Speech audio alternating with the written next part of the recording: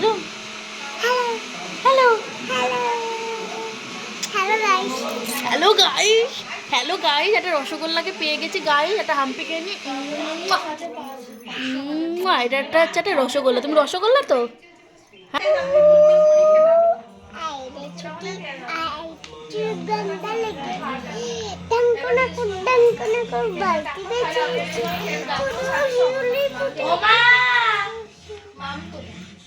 শিউলি শিউলি ফুটেছে, কি সুন্দর ফুটেছে, শিউলি ফুটেছে, শিউলি। तो चलिए शुरू करते हैं। হ্যালো, গুড মর্নিং সবাইকে। তো আমি ঘুম থেকে উঠে গেছি, আর আজকে হচ্ছে 13 তারিখ, মানে আজকে হচ্ছে কালী পুজোর দিন। আর ওদিকে আমাদের কলকাতায় সল্টলেক স্টেডিয়ামে মেসি মনে হয় এসে গেছে। যখন এয়ারপোর্টে ল্যান্ড করেছিল সেই ভিডিও এখন ফেসবুকে জুড়ে পুরো, মানে চারিদিকে শুধু মেসি মেসি মেসি, আলাদাই ক্রেজ। যাই হোক, এখন মায়ের মূর্তির কাঠামোটা চলে এসেছে, কারণ তোমাদেরকে আমি বলেছিলাম যে আমাদের মায়ের প্রতিমা সূর্য অস্ত যাওয়ার পরে তৈরি করা হবে এবং সূর্য ওঠার আগে বিসর্জন দেওয়া হবে। তো সেই নিয়ম মেনেই মাকে তৈরি করা হবে। আপাতত উপরে রান্নাবাড়ির কাজ পুরোপুরি শুরু হয়ে গেছে, সেই ক্লিপস আমি তোমাদের সাথে শেয়ার করব। আর এখন বলতে গেলে কেউ আসবে না, সবাইকে সন্ধেবেলা ইনভাইট করা হয়েছে, তো তখনই তারা আসবে। তো তোমাদের সাথে শেয়ার করবো কারা কারা আসছে কি না আসছে। আর ডেকোরেশনেরও কাজ হবে, সেগুলো তোমাদের সাথে সব শেয়ার করব, কেননা ছোটো ছোটো ক্লিপসে শেয়ার করতে হবে, পুরোটা তো আমি করতে পারবো না, যেহেতু আমাকেও কাজ করতে হবে সেই কারণে। তো এখন যাই, স্নানটা তাহলে সেরে নিই, তারপরে সব কিছু করে ফ্রেশ হয়ে তোমাদের সাথে দেখা হচ্ছে। তো এইসব ক্লিপস যেটা তোমরা দেখতে পাচ্ছ সেগুলো সবই আমার বোনের নেওয়া, যেহেতু সেই সময় আমি কাজ করছিলাম, কাজে ব্যস্ত ছিলাম, সেই কারণে আমার বোন এই ক্লিপসগুলো নিয়েছিল। তো এটা হচ্ছে গিয়ে মায়ের প্রতিমা কাঠামো, যেটা তোমাদেরকে বললাম আগেই আমি। তো সেটা চলে এসেছিলো এবং ছাদে প্যান্ডেল করে রান্নাবাড়ি শুরু হয়ে গেছিলো। তো সেই সব ক্লিপসও আমার বোন তোমাদের সাথে শেয়ার করেছে। তো আমাদের নিয়ম অনুযায়ী সেদিনকে কোনো অন্য দানা খেতে নেই, তো সকালবেলা লুচি আর আলুর তরকারির জন্য প্রস্তুতি হচ্ছিল, এবং সারাদিনটা আমরা লুচি খেয়েছিলাম বলতে গেলে। তো আরও অনেক সবজি কাটা হচ্ছিলো, যেহেতু রাতেও অনেক লোকজনের নেমন্তন্ন ছিল সেই কারণে। আর এরই মাঝে মাকে বিসর্জন দেওয়ার সময় যে বাজিগুলো ফাটানো হবে সেগুলো আমরা রোদেও দিয়ে দিয়েছিলাম। তো আমি তো দিইনি, আমার বোনই দিয়েছে, তো সেই কারণে ও ভিডিওটা এরকমভাবেই নিয়েছে। আলুতে আলুতে ঝোল দিস না।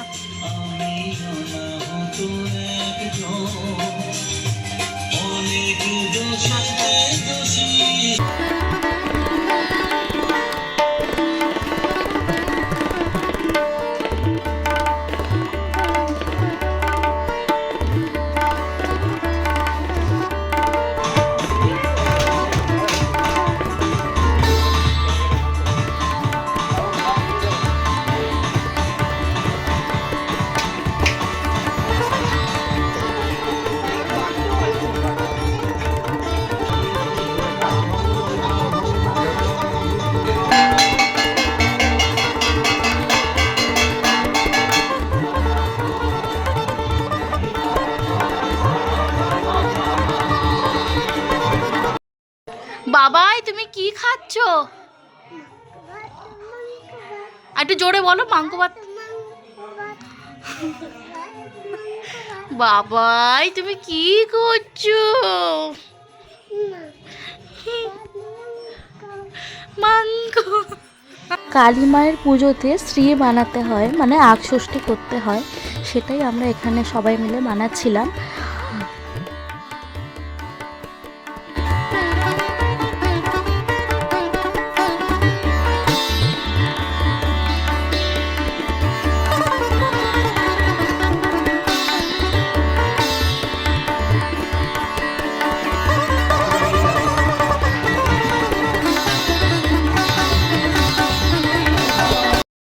সুন্দর লাগছে।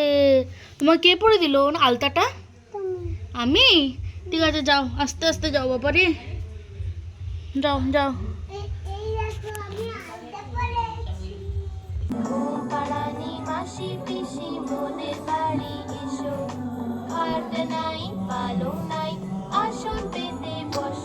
আমাকে দাও।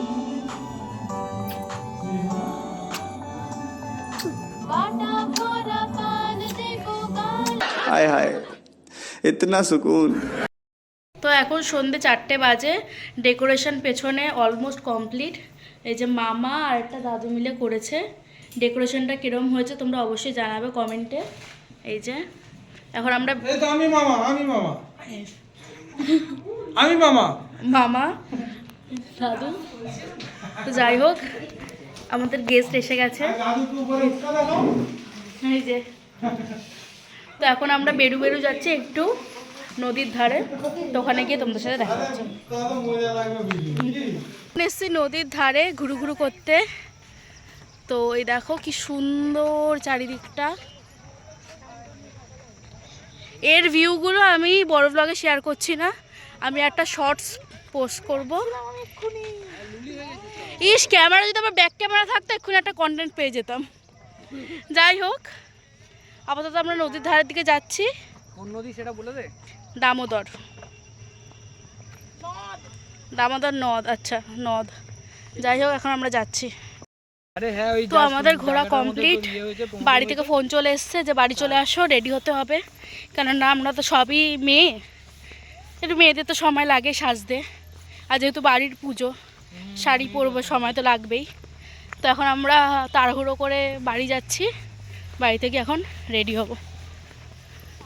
তো এই ভিডিওটা আমি এখানে এন্ড করছি। নেক্সট পার্টে আমি মায়ের পুজো এবং বিসর্জন একটা ডিটেল ব্লগ নিয়ে আসব।